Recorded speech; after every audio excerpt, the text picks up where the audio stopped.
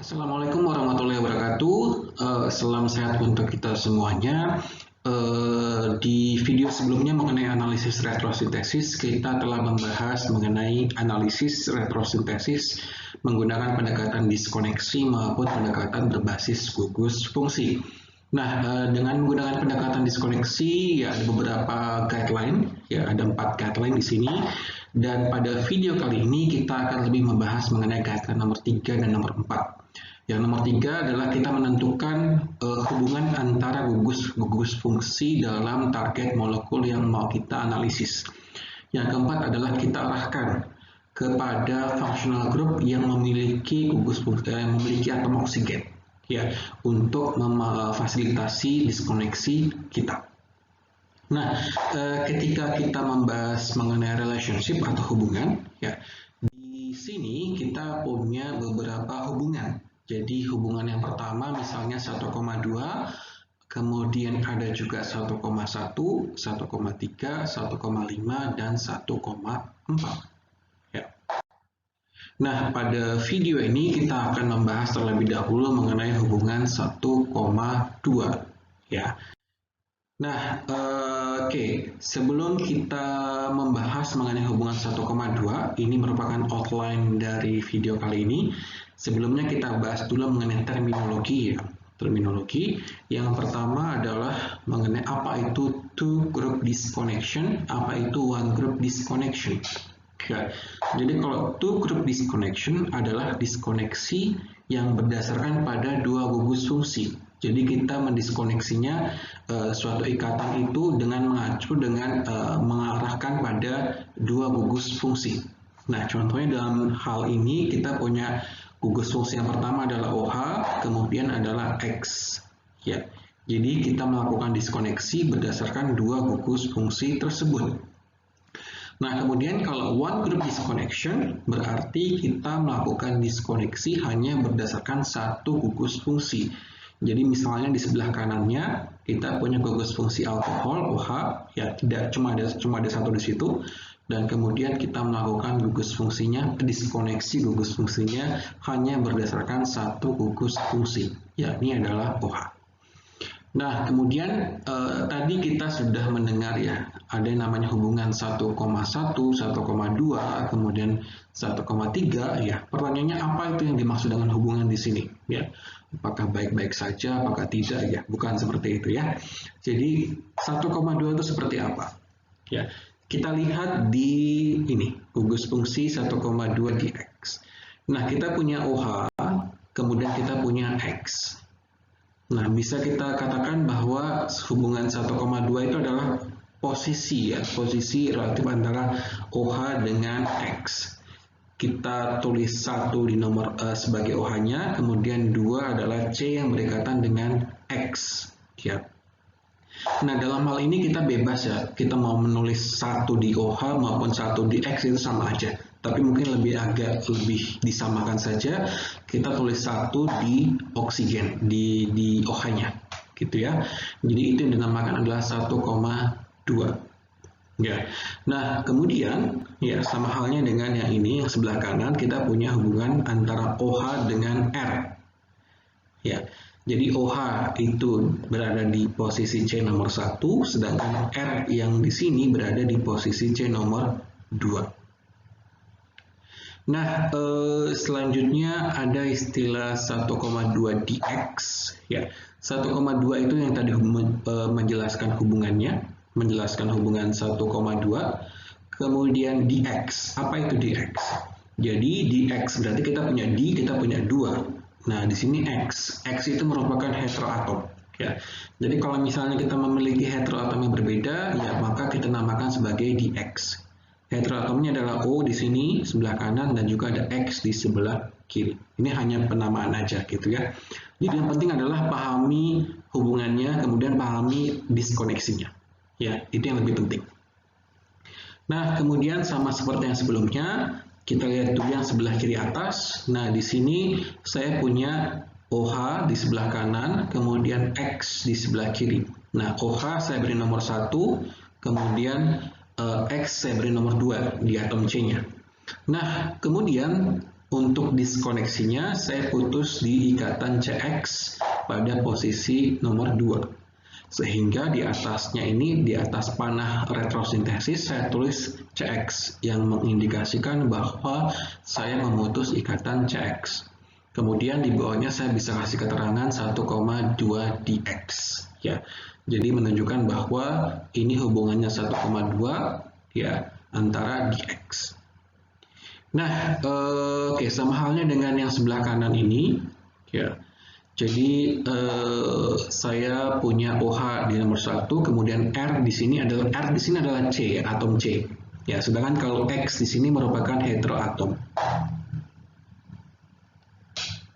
Sedangkan R di sini adalah atom C.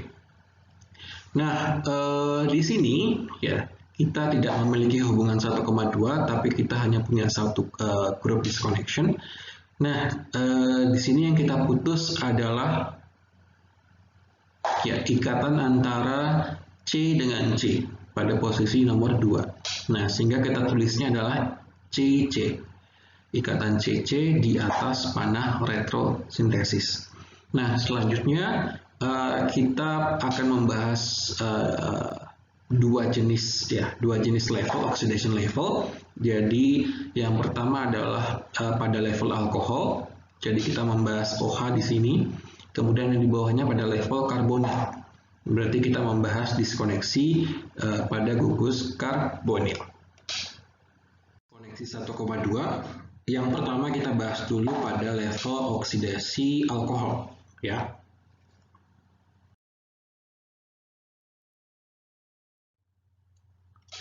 Oke, kita bahas dulu yang pertama pada level oksidasi alkohol.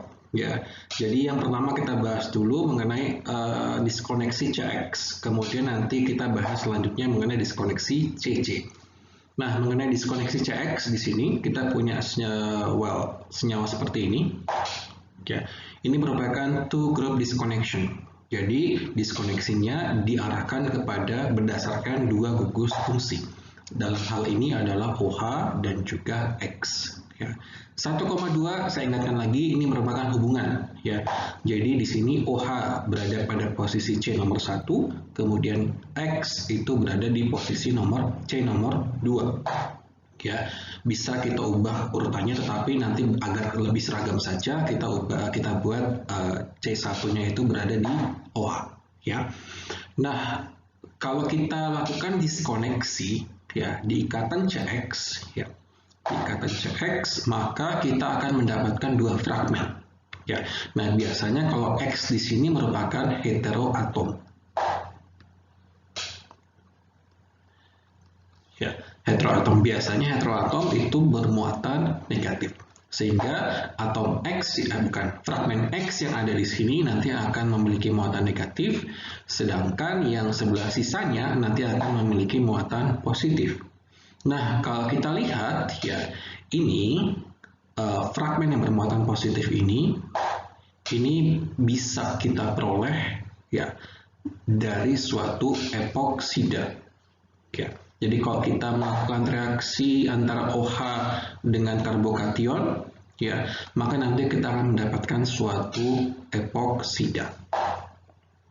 Nah, contoh aplikasinya di sini misalnya, ya. Jadi saya punya 3 contoh, ya. Jadi saya punya OH, kemudian saya punya N di sini. Saya punya heteroatom berupa N. Nah, sekarang kita lihat hubungan antara OH sama N. OH, C yang mengikat OH saya beri nomor 1, kemudian C yang berikatan dengan N saya beri nomor 2. Nah, artinya adalah hubungan antara OH dengan N itu adalah 1,2. Ya, hubungannya adalah 1,2. Nah, kemudian sekarang kita sedang berbicara pada level alkohol. Ya, pada level alkohol. Berarti kita bisa menggunakan diskoneksi yang seperti ini ya untuk senyawa ini. Jadi kita bisa diskoneksi pada ikatan Cn ya yang terikat pada posisi C nomor 2, kita diskoneksi ikatan Cn ya. Kemudian nanti kita mendapatkan, saya langsung menulis reaksinya ya, saya tidak menuliskan fragmentasinya, saya tidak menuliskan sintonnya.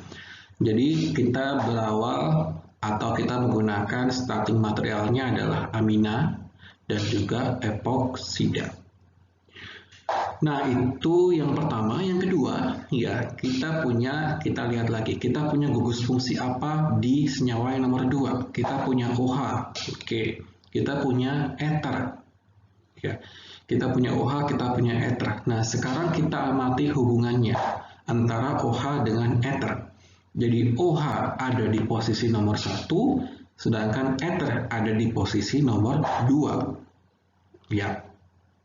Sehingga hubungannya adalah 1,2.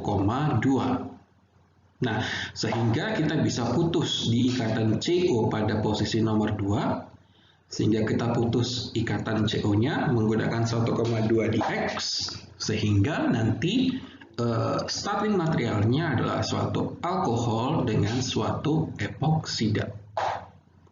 Nah, contoh yang ketiga, ya. Nah, sekarang kita punya gugus fungsi apa yang ada di sini? Kita punya OH, ya. Kemudian kita punya S. Nah, sekarang bagaimana hubungan antara OH dengan S? Ya, hubungannya adalah OH terletak di posisi C nomor 1, sedangkan S berikatan di C nomor 2. Sehingga ini hubungannya adalah 1,2. Sehingga kita bisa putus ikatan di sebelahnya, di ikatan CS pada C nomor 2. Kita putus ya, kita putus berdasarkan diskoneksi 1,2 di X, sehingga nanti starting materialnya adalah ini adalah tiol, kemudian dengan suatu epoksida.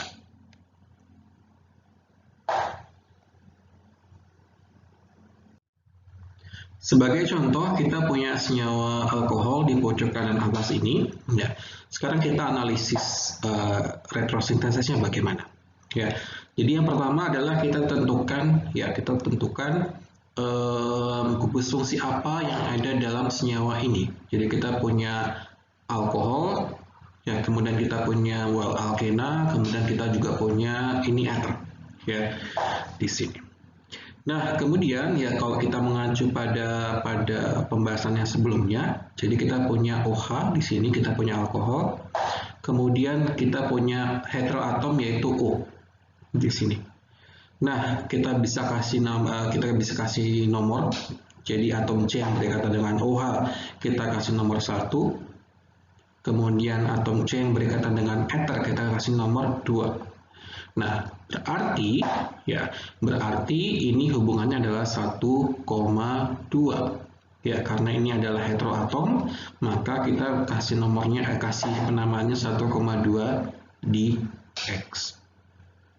Nah, kemudian ikatan mana yang kita diskoneksi adalah ikatan CO yang pada posisi nomor 2. Kita diskoneksi di sini. Sehingga kalau kita diskoneksi, jadi yang kita diskoneksi adalah ikatan CO, berarti ini CO, kemudian 1,2 di X gitu ya. Nanti akan menghasilkan ini adalah suatu alkohol ini dengan suatu epoksida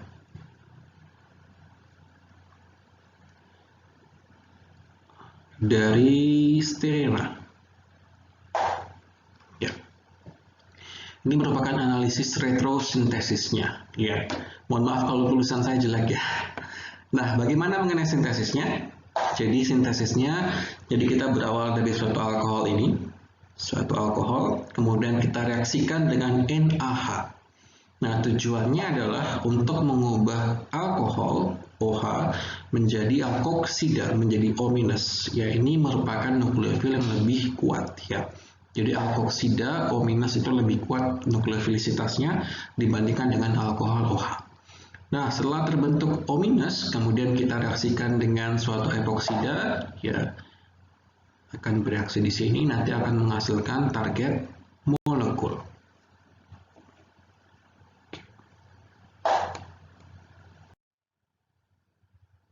Nah, oke, sebelumnya kita telah membahas 1,2 di X ya.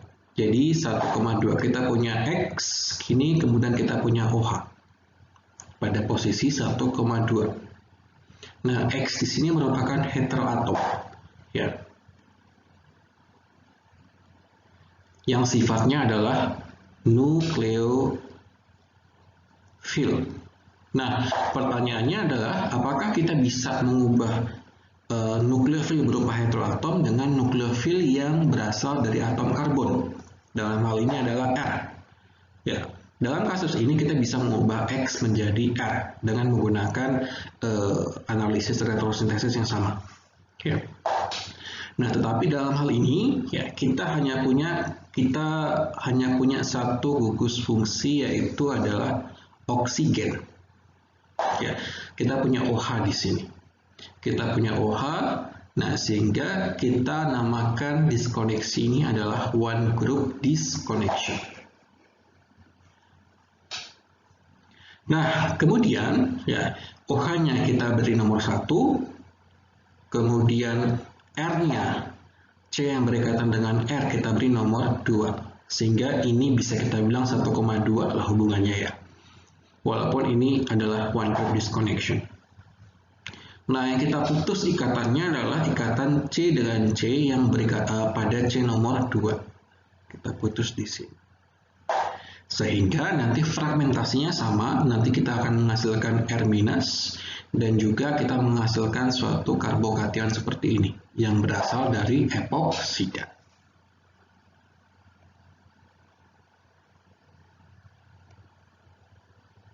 Oke, sekarang kita punya contoh ya senyawa yang mau kita analisis retrosintesisnya di pojok kanan atas. Nah, di sini kita hanya punya satu gugus fungsi, yaitu adalah OH, alkohol.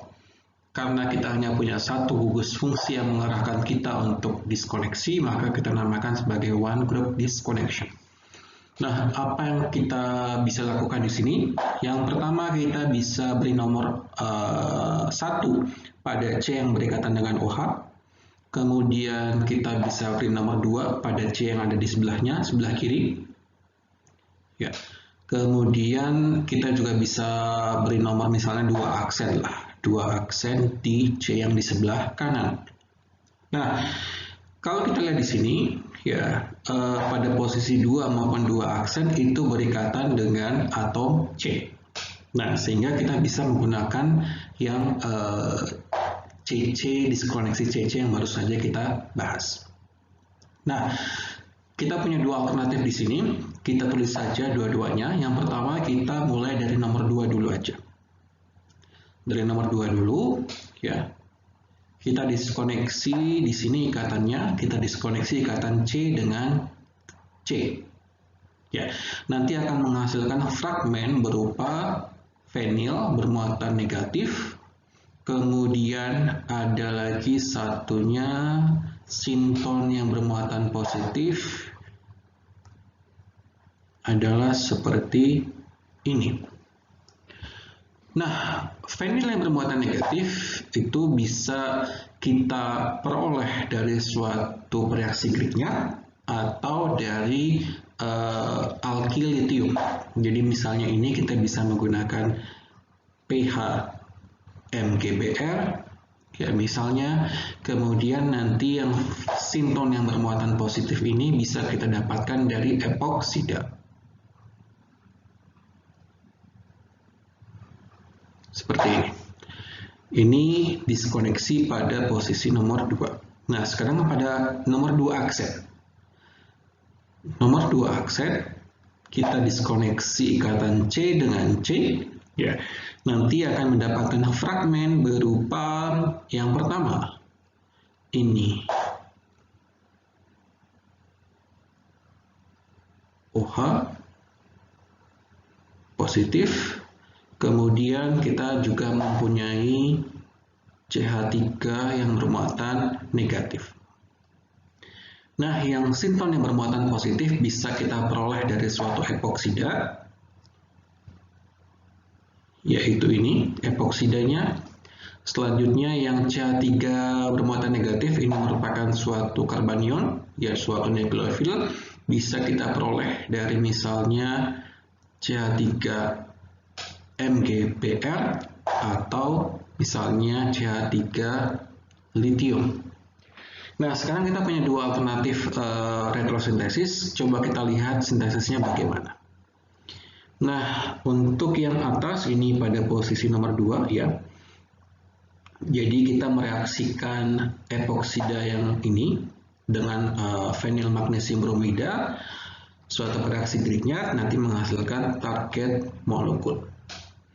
Kalau kita melakukan sintesis untuk jalur nomor 2 aksen, kita berawal dari epoksida yang ada fenilnya ini, kemudian kita reaksikan dengan metil litium, ya, nanti akhirnya menghasilkan target molekul yang sama.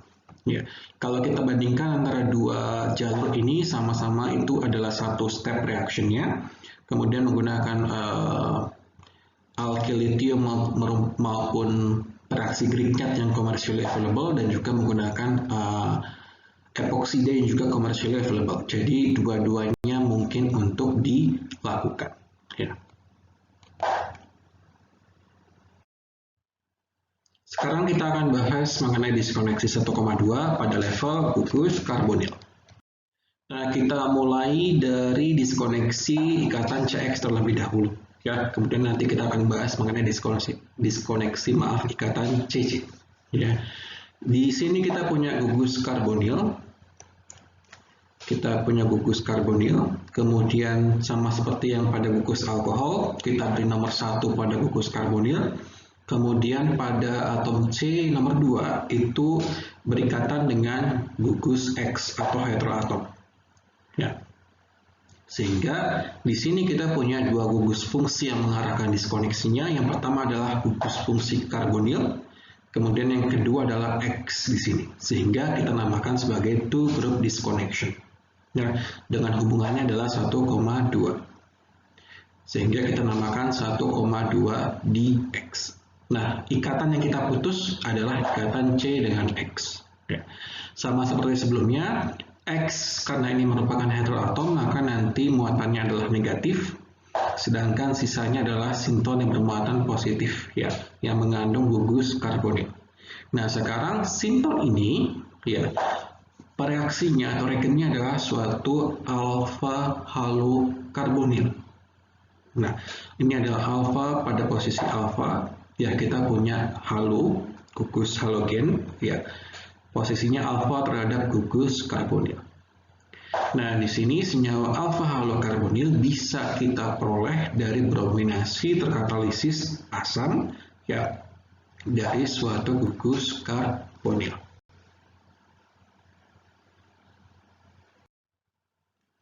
Nah, langsung saja ke contohnya, ya, misalnya di sini, ya. Nah, kita punya senyawa yang di kanan atas, pojok kanan atas, kita lihat, kita punya gugus fungsi apa yang ada di sini. Kita punya keton, kemudian kita punya ether. Ya, kita punya dua gugus fungsi yang mengarahkan kepada diskoneksi kita. Ya, jadi kita bisa memberikan nomor 1 pada gugus karbonil di sini. Kemudian nomor 2 di atom sebelahnya, dan kalau kita lihat atom O itu berikatan dengan atom C nomor 2. Sehingga di sini kita memiliki hubungan 1,2 dx pada level gugus karbonil. Ya. Sehingga kalau kita melakukan diskoneksi, maka kita akan menghasilkan yang pertama sinton yang bermuatan positif yang mengandung gugus karbonil. Ya. Yang kedua adalah sinton yang bermuatan negatif.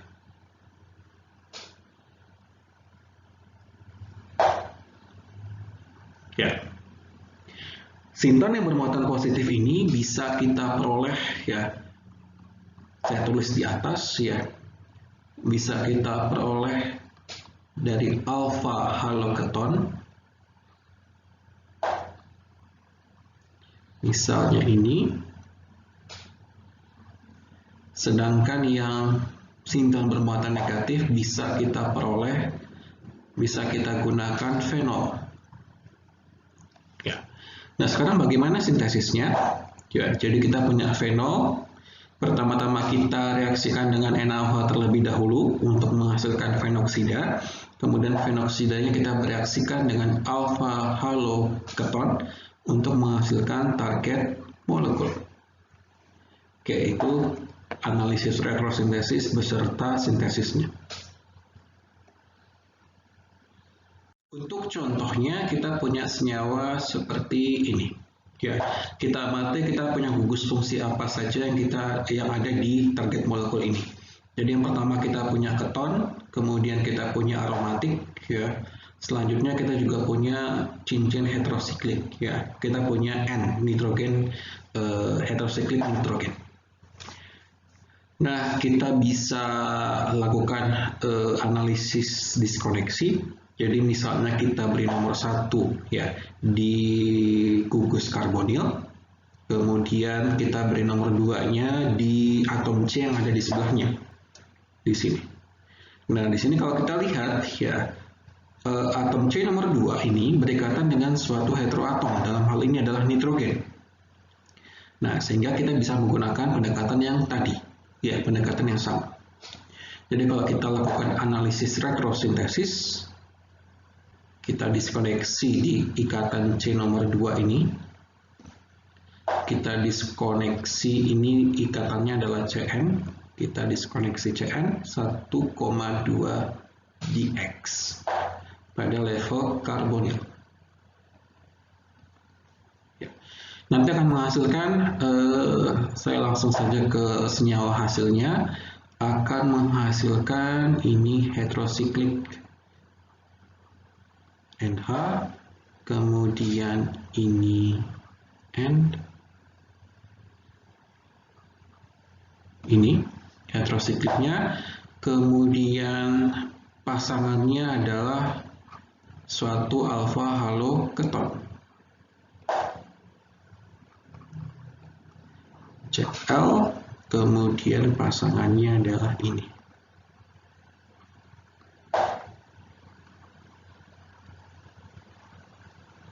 Oke, kalau ini mau diskoneksi lebih lanjut, ya kita bisa diskoneksi lebih lanjut kalau mau.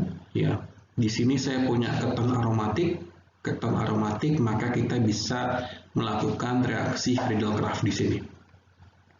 Kita putus di sini, menghasilkan diskoneksi CC. Ini adalah Friedel-Crafts. Nanti hasilnya adalah Cl halida asam dan suatu senyawa aromatik. Ya, ini adalah diskoneksi. Nah, sekarang kita lihat sintesisnya. Ya, jadi berawal dari senyawa aromatik ini, senyawa dimetoksibenzen, kemudian saya reaksikan Friedel-Crafts menggunakan senyawa dikloro ini, menghasilkan senyawa yang ada di tengah, ya alfa halo ketonnya ini. Nah, selanjutnya alfa halo keton kita reaksikan dengan senyawa heterosiklik yang warna hijau untuk menghasilkan target molekul. Ya. Sebelumnya kita sudah membahas mengenai diskoneksi 1,dx pada level gugus karbonil, di mana dalam hal ini kita mendiskoneksi ikatan Cx pada nomor 2. Ya. Nah, dalam hal ini X-nya merupakan heteroatom, dan bagaimana kalau misalnya kita mengganti heteroatom X menjadi nukleofil dengan atom karbon. Jadi seperti ini. Jadi kita menggantikan X menjadi R. Nah, di sini kita diskoneksi pada posisi nomor 2, kita diskoneksi CC, nanti akan menghasilkan fragmen sinton yang bermuatan positif, kemudian ada suatu karbanion, ya, dari atom karbon, R negatif. Nah, kalau kita lihat di sini, kalau kita dilihat dari segi kimia organiknya, ya karbanion ini lebih suka untuk mengadisi gugus karbonil dibandingkan dengan bereaksi pada posisi alfa di sini, sehingga Ya, pendekatan diskoneksi ini tidak begitu disarankan. Nah, akan tetapi kita juga punya alternatif yang lain ya untuk senyawa ini. Jadi kita bisa diskoneksi ikatan CC pada posisi C nomor 2 dengan mengubah polaritas dari atom karbon tersebut. Jadi sebelumnya ya di sini pada gugus karbonil kita memiliki muatan positif, bisa kita ubah menjadi muatan negatif. Nah, sehingga dalam hal ini nanti R yang di sini yang akan bermuatan positif. Nah, di sini gugus karbonil yang posisi alfanya bermuatan negatif itu merupakan ion enolat. Nah, ion enolat ini bisa kita hasilkan ya dari suatu senyawa karbonil. Nah, senyawa karbonil kita punya atom hidrogen pada posisi H, pada posisi alfa, maaf. Nah, atom H alfa ini bisa kita ambil dengan suatu basa, sehingga nanti menghasilkan ion enolat. Nah, dalam hal ini ion enolat bisa kita sintesis dengan dua cara. Yang pertama adalah dengan menggunakan basa berupa LDA. LDA itu merupakan suatu basa kuat, namanya adalah lithium diisopropil amin. Kalau saya gambar strukturnya, saya punya atom lithium, muatannya positif, kemudian ada nitrogen muatannya negatif. Nah, di nitrogen saya punya dua gugus isopropil. Ini adalah struktur dari LDA. Cara yang kedua adalah kita menggunakan strategi 1,3 dikarbonil. Jadi saya punya 1, 2, 3. Saya punya 1, 2, 3. 1, 3 dikarbonil. Nah, kalau kita lihat H alfa pada posisi nomor 2 itu cenderung lebih asam. Kemudian kita bisa deprotonasi menggunakan basa yang lebih lemah, menghasilkan suatu ion enolat. Jadi ada dua cara untuk menghasilkan ion enolat dalam hal ini. Sekarang kita bahas terlebih dahulu pembentukan ion enolat dengan menggunakan LDA. Nah, LDA sendiri bisa kita produksi, bisa kita sintesis dari bahan dasar berupa diisopropil amin, kemudian kita reaksikan dengan butyllithium. Nanti butyllithium nanti akan mengambil H yang warna biru ini, kemudian nanti hasilnya adalah LDA. Nah, LDA ini nanti akan mengambil H alfa dari suatu gugus karbonil, nanti melalui intermediate yang ada di sini yang saya kotakin, untuk menghasilkan suatu ion enolat. Nah, salah satu kelebihan dari LDA adalah dia sifatnya selektif. Artinya adalah dia memilih. Saya kasih contoh aja. Jadi misalnya seperti ini. Saya punya suatu senyawa keton seperti ini. Jadi kalau kita lihat, kita punya dua jenis H alfa. Jadi H alfa misalnya nomor 1, kemudian H alfa nomor 2. Nah, ketika kita menggunakan LDA sebagai basa, nanti H alfa yang akan diserang oleh LDA, yang akan diambil oleh LDA adalah H alfa yang lebih yang kurang sterik. Dalam hal ini adalah H1. Sedangkan H2 tidak akan dideprotonasi oleh LDA. Kenapa? Karena stabilitas pembentukan cincin 6 pada keadaan transisi yang saya kotakin ini. Jadi ketika kita menggunakan LDA sebagai basa untuk pembentukan ion enolat, maka biasanya H alfa yang paling kecil steriknya yang akan mengalami enolisasi. Nah, sebagai contohnya di sini, jadi saya punya senyawa seperti ini, senyawa keton, kemudian saya punya H alfa yang ada di sini. Nah, dengan adanya LDA, saya bisa mengambil H alfanya, kemudian akan membentuk ion enolat. Nah, salah satu kelemahan menggunakan LDA adalah kita menggunakan suhu yang sangat rendah. Dalam hal ini adalah minus 78 derajat Celcius. Nah, setelah terbentuk ion enolat, maka kita reaksikan dengan suatu elektrofil. dalam hal ini adalah metil iodida. Jadi saya reaksikan dengan metil iodida, ya, sehingga menghasilkan suatu senyawa posisi alfa yang tersubstitusi oleh gugus metil, ya. Nah, sekarang kita coba contoh latihan, ya. Di sini saya punya senyawa seperti ini yang di kanan atas. Dan di sini saya punya gugus fungsinya berupa suatu ester. Ya. Nah, ester ini mengandung gugus karbonil. Oke.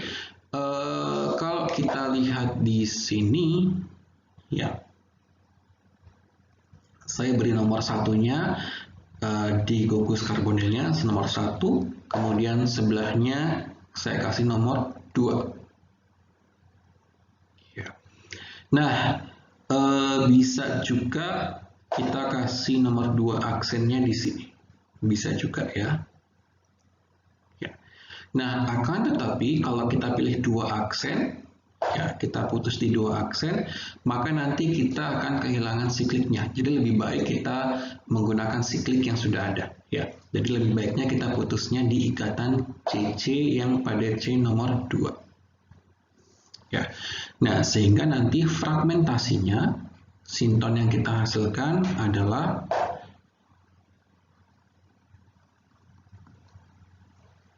ini,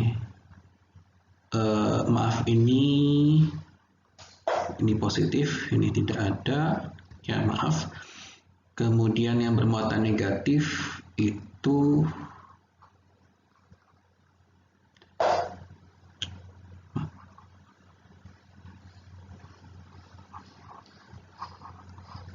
ini, ya. Sehingga nanti senyawanya, reagennya adalah ini merupakan misalnya suatu benzil halida, ya, sedangkan yang sinton yang bermuatan negatif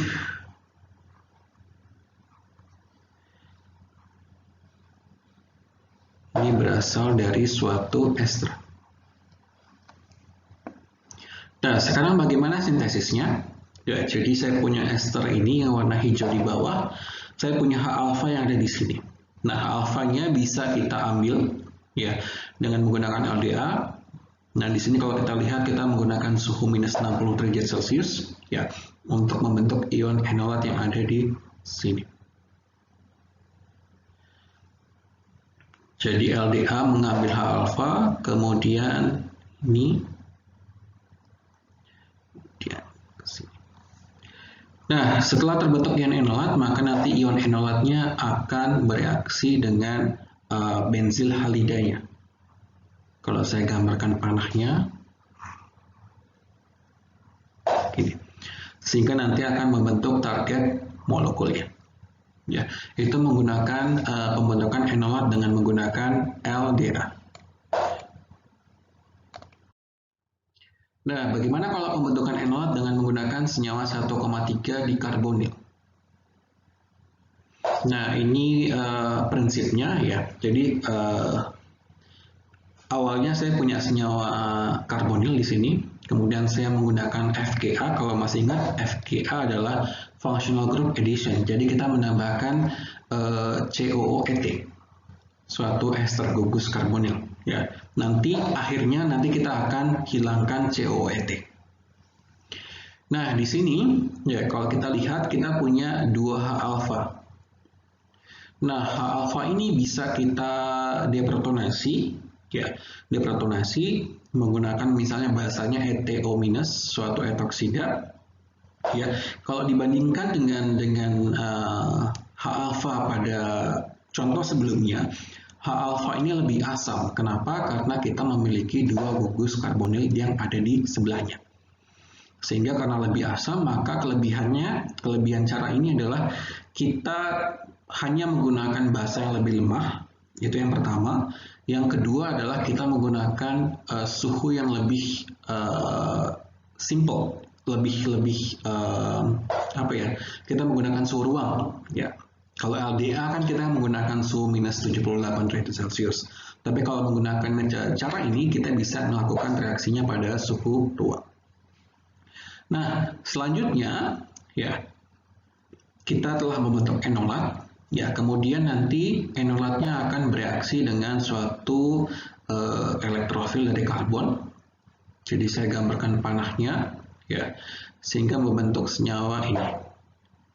Keton tersubstitusi pada posisi alfa. Nah, selanjutnya yang harus kita lakukan adalah kita menghilangkan COOET yang ada di posisi alfa terhadap gugus karbonil. Nah, cara yang kita lakukan adalah kita pertama hidrolisis terlebih dahulu. Kita hidrolisis, kemudian kita panaskan pada cara yang kedua. Nah, bagaimana mekanisme reaksinya? Kita lihat di step by step yang di bawah ini. Ya, jadi awalnya kita hidrolisis terlebih dahulu menggunakan hidrolisis basa. Di sini nanti akan menghasilkan suatu ion karboksilat, kemudian kita asamkan, nanti menghasilkan suatu asam karboksilat. Ya. Nah, setelah itu kita panaskan. Nah, kalau kita lihat di sini, ya, ini adalah senyawa yang sama, tetapi kita gambar ulang. Ya, kalau kita lihat, kita bisa membentuk siklik 6 di sini, intermediate siklik 6. Ya, dan di sini kita bisa mengalami pelepasan CO2. CO2 menjadi suatu enol. Jadi silakan dilihat lagi di pelajaran kimia organik dasarnya. Ya, jadi menghasilkan suatu enol. Nah, enolnya ini bisa mengalami tautomerisasi menjadi suatu keton. Ya. Nah, kalau kita lihat di sini ya kita bandingkan, ya, kita bisa melakukan alkilasi pada posisi alfa terhadap gugus karbonil. Ya. Kita ke contoh reaksinya saja. Di sini kita punya contoh senyawa keton seperti ini. Kita punya gugus fungsi keton dan juga kita punya gugus fungsi alkena. Jadi kita fokus saja di gugus fungsi ketonnya. Ya, oke. Kalau kita arahkan kepada diskoneksi yang baru saja kita pelajari, diskoneksi 12 CC. Ya, jadi kita beri nomor 1 di sini pada gugus karbonilnya, kemudian nomor 2 di sebelahnya. Ya.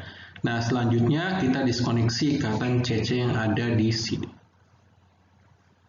Nah, nanti akan diperoleh bahwa nanti fragmen yang sebelah kanan ini berasal dari ion enolat. Nah, kalau kita lihat di sini, ion enolatnya itu berada pada posisi yang lebih sterik. Ya, berada pada posisi yang lebih sterik. Nah, sehingga karena ini lebih sterik, ya pada posisi 2 ini, lebih sterik, maka kita menggunakan metode 1,3 di karbonil. Nah, sehingga apa yang kita lakukan? Kita gambar dulu molekulnya.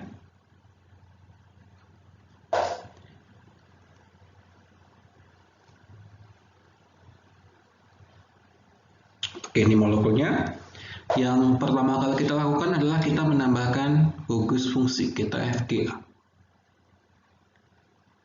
Kita FGA terlebih dahulu. Kita tambahkan di mana? Kita tambahkan di posisi nomor 2. Jadi kita tambahkan di sini.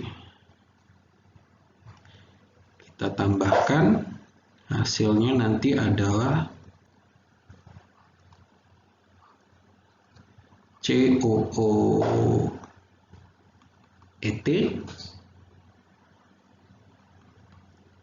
Nah, sekarang kita punya senyawa ini. Nah, selanjutnya kita diskoneksi ikatan CC-nya. Kita diskoneksi di sini. Diskoneksi CC, ya. Nanti hasilnya ada dua sinton. Ya, ini bermuatan. Oh, maaf, ini kelebihan satu karbon. Ya, kemudian satunya lagi adalah ion enolatnya.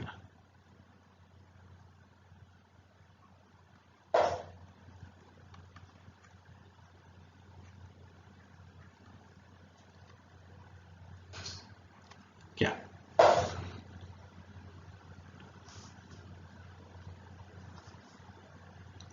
Nah, oke, kalau kita gambar reagennya, reaksinya, ini bisa kita peroleh dari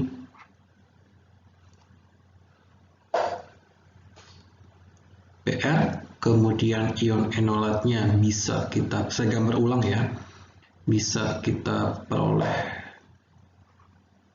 ini, kemudian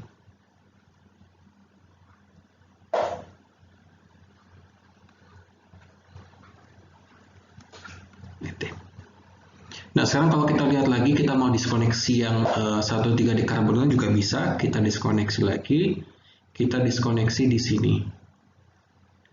Ya, nanti akan mendapatkan suatu senyawa 13 dikarbonil.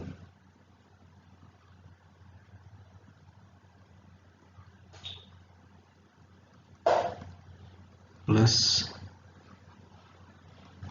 iodida. Nah, sekarang kita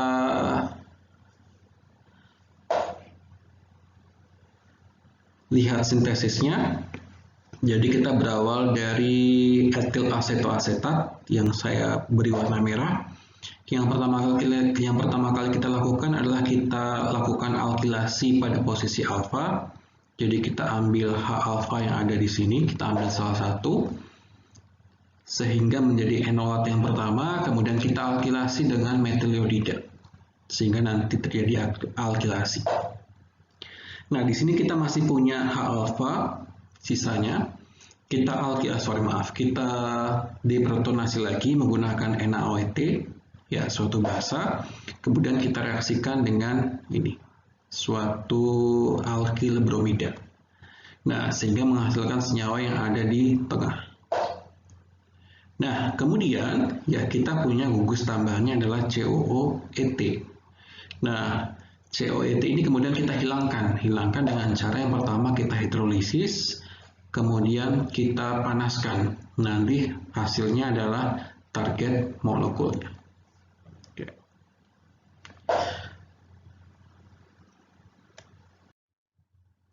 Oke, sekian untuk video kali ini, video mengenai diskoneksi 1,2.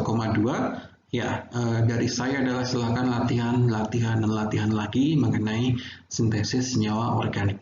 Ya, semoga bermanfaat videonya. Mohon maaf kalau ada kesalahan, ya terutama kalau tulisan saya kurang jelas. Ya, semoga bermanfaat. Ya, salam sehat selalu. Terima kasih. Assalamualaikum warahmatullahi wabarakatuh.